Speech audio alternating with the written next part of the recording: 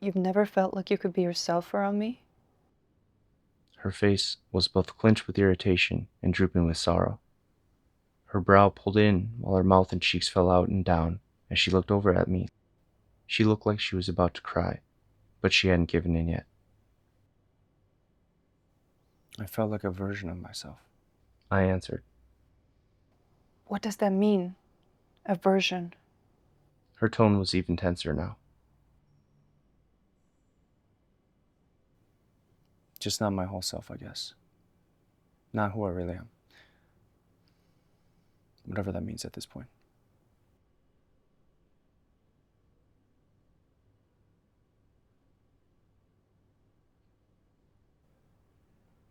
Then why the hell did you marry me? She said. I leaned my head to the side and stared at a framed picture of Kate and I. My doctor had said that my chances of making it past 1 year after my diagnosis were very low, given the state of my condition. Now, over a year and a half later, I felt like I was basically living free extra days. In a way, my life felt like it had ended on that 1 year mark. I felt like I was a ghost who only haunted himself.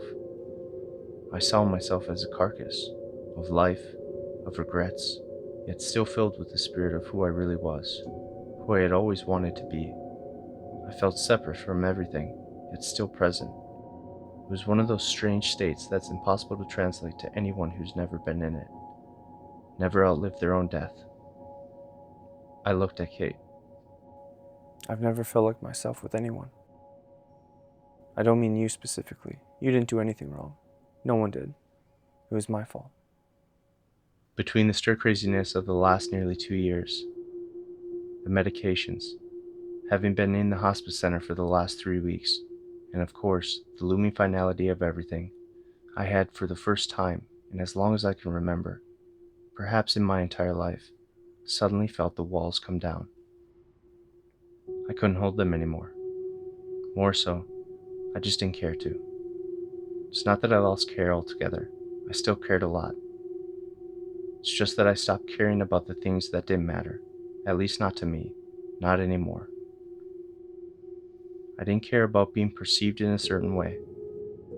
I didn't care about being consistent. I didn't care about how well I played along, what other people expected and wanted of me.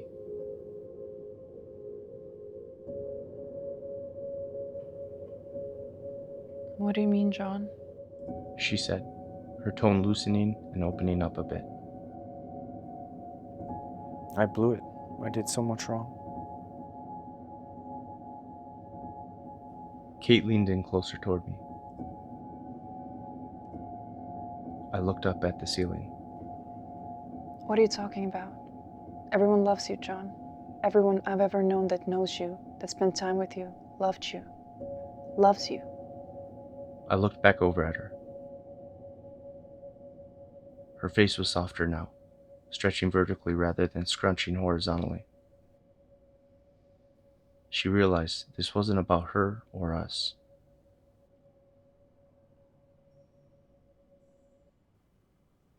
My whole life, I was worried about whether or not people liked me, loved me.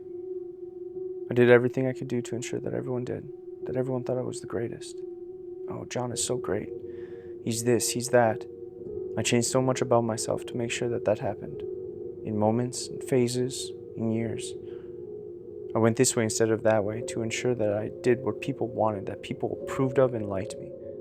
I cared so much about how I was experiencing the minds of others that I never truly experienced me and my own. There was a long pause.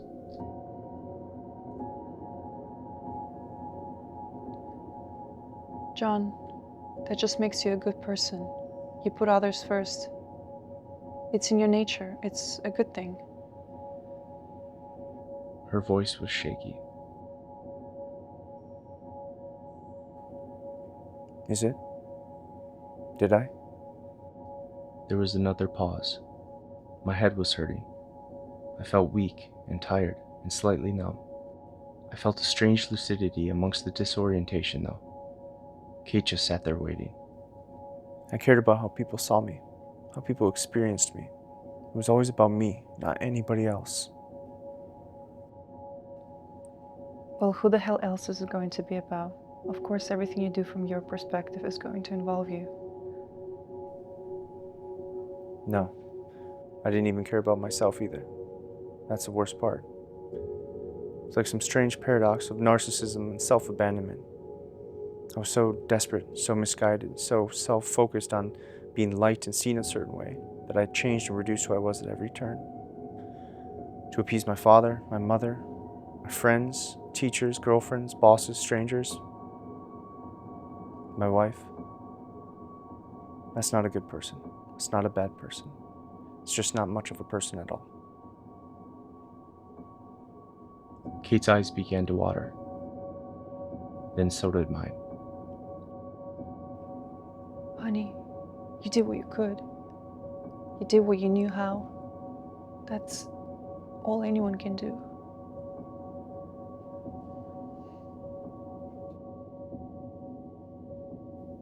I paused for another moment. I looked out the room's window.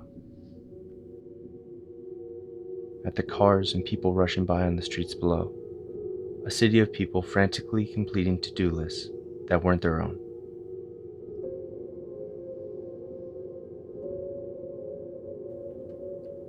I cared so much about being seen as a perfect person, someone who was successful, who was happy, who was always fun to be around, who was smart and confident, who did the right things at the right time, and now I'm going to die without really having been seen by anyone at all.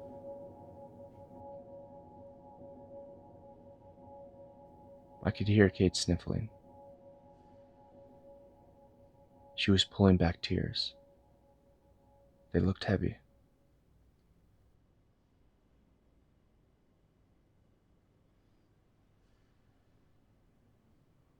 Okay.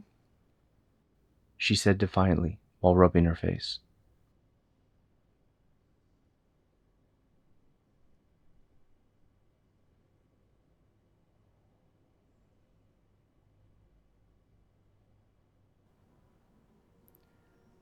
Then talk to me now. Let me see you. Be who you truly are. There's still time. Use it.